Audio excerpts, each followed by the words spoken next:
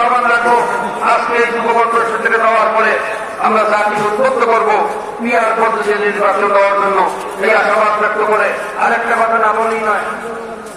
গত 2 দিন আগে দেখলাম বাংলাদেশের নতুন একজন মুফাসসিরে কোরআন আসছে, নতুন মুফাসসিরে কোরআন। তিনি তাফসীর করেছেন কোরআনের সাথে নাকি রাজনীতির কোনো সম্পর্ক নাই।